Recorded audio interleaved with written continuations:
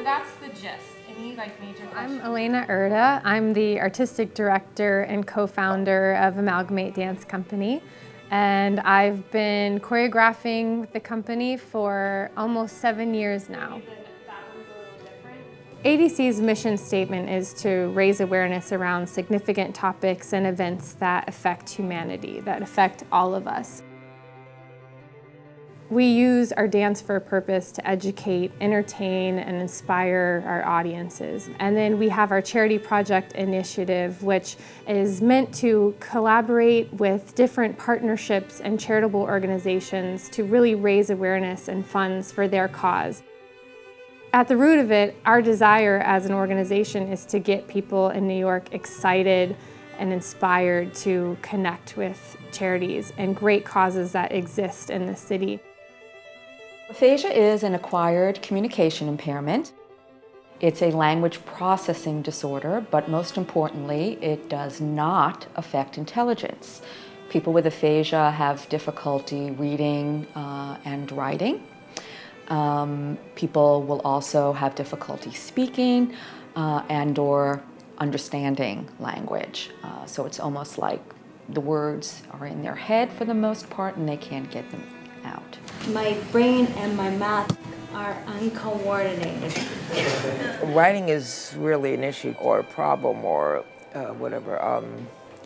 My handwriting was never to begin with, but now it's gotten worse, over time. But I can write. But again, I have to ask an aide because I can't spell anything. So I don't do it often. I don't do it myself often. Once in a while I have to. This is my Tandy tape recorder, which I use so that I can remind myself to do things. Hi, I'm Dr. Mona Greenfield, and I'm a speech pathologist and a clinical social worker. And we have a program here where we do a lot of work with individuals who have aphasia. Linda uses a communication book that helps her. Sometimes if she can't get her words out, she can find things in her book. Aphasia, God, I feel numb. I feel afraid of talking to people. I have this, but I can't do it. I was an architect, and then I was an investment banker, and now I'm not doing it, but my partners are doing antiques. So you help run an antique business. When I'm talking to a person and I'm very frustrated, which is often, like I want to make a doctor's appointment and they're not cooperating or something like that, I can hear myself just talking monotone voice. But then after maybe a few minutes, I hear myself, who's in the background? That's me yelling in the background.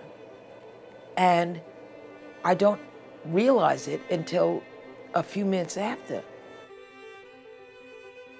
Aphasia is individual. There's certain things that are like in common, finding words, recall. But the one that I just discussed is individual to me. When you happen to be, you have a disability, challenge doesn't even come to play, really.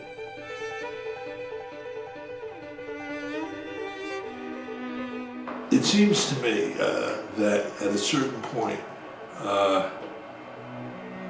sometimes it comes back, sometimes it doesn't. Unfortunately for Shelley, it hasn't come back significantly enough. She couldn't say a paragraph. She could write everything, and when the times when I don't even understand what she's saying, she will write it out.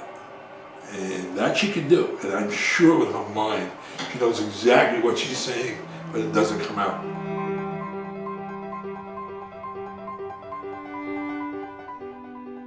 My first experience with aphasia was Ellayne explaining it to me at an event. She attended the Amalgamate Artist Series where a colleague of hers was showing work, and then she invited me to attend the Real Abilities Film Festival. And this was my first, what I would call, hands-on experience with the aphasic community. There was an incredible film premiere of a guy named Carl McIntyre who was a professional actor, and then he acquired aphasia. And then following the premiere was like a reception where there was a lot of people from the aphasic community there.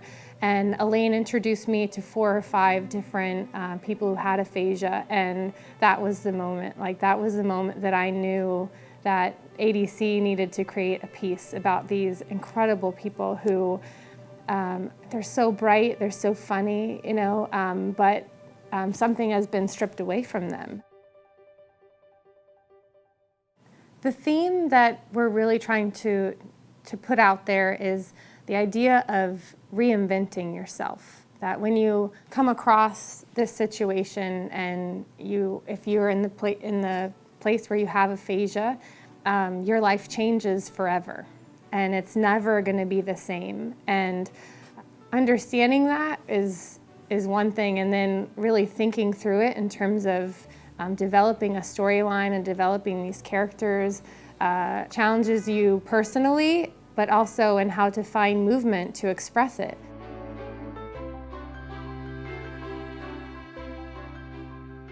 We're playing a lot with what change looks like and what it feels like, addressing it and acknowledging it, and playing with the frustration and the isolation that exists in that place, as well as, on the flip side, the hope that change will happen, that recovery will happen. So each individual story is very different and unique to that couple. We basically have laid out 4 people in the piece who have aphasia, and the other 4 are in relationship to them in some capacity. Aphasia is something that's very internal. People can't see it. But here I am dancing. This is very physical. How do I get that across? And so I'll go through my life like I write in a journal a lot. I teach a lot. Just kind of thinking more about those things and kind of not taking it for granted as much, and then trying to see how do I communicate with my partner through this new lens and not as it every day like I did before. Trying to step out of my own box. The biggest challenge in creating that movement is finding the balance between showing a tactile frustration, but also the sense of not being able to communicate. It's really hard to create the character because it's hard you take things from your life, but how can you take things from your life if it's not aphasic? So you're trying to do a movement and it just doesn't feel right. Oh, this isn't right, this doesn't feel like this character, this isn't the right movement, and it didn't occur to me until we were having this sit down that's very much I just can't find the right word. I can't, this movement doesn't feel frustrated, or it's too simple, or it just, sometimes things just don't feel right.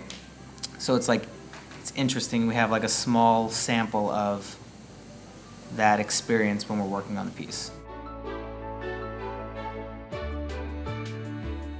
The people that are in the room are extreme collaborators, and it's been really fun to work in that way, because if I arrive in a place where mentally or creatively I'm not sure where to go, I'll express it, and then one of them will chime in and say, well, what if we did this? Why do you do this sort of thing?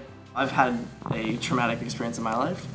Back when I was 20, I was diagnosed with heart disease, and I spent 2 weeks in the hospital. I was told at one point that I probably wouldn't be able to dance.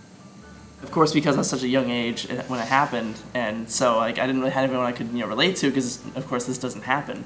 It doesn't happen to anyone near my age range. So it wasn't until I met someone who actually is a choreographer here in New York who had a very similar experience that I could actually be okay, it was very comforting to be in a group where they understand what's going on. So I find that a huge connection for me.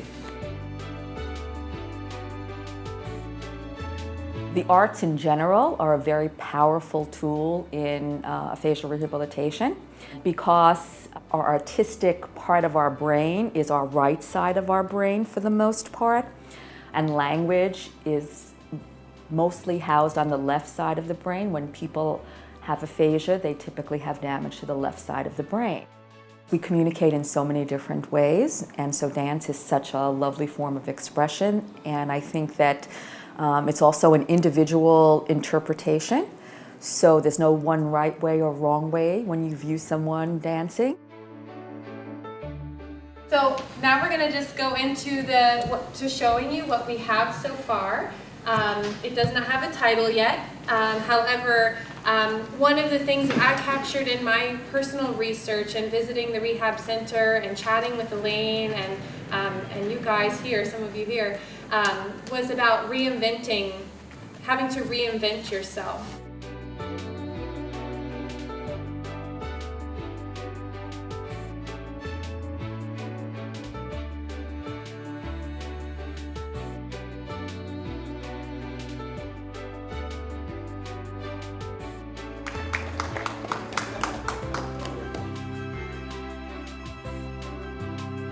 Well, I almost cried. It was very touching. It was part of my experience. I wasn't able to speak for 5 months, and at that time I could only say shit and go to hell, you know, or something on that kind of level. I couldn't tell my wife's name. I couldn't tell her about my sons. I couldn't use the names of my grandkids. I can't pray. Religions have a time sequence. You have a mass and it starts at one time and another. Well, hell, I can't do that. If there's a prayer, it's my walking down the beach, you know, talking to myself in a place where everybody thinks that most of the people are whacked out. And I say, that's great, because if I can talk to myself and nobody will interfere.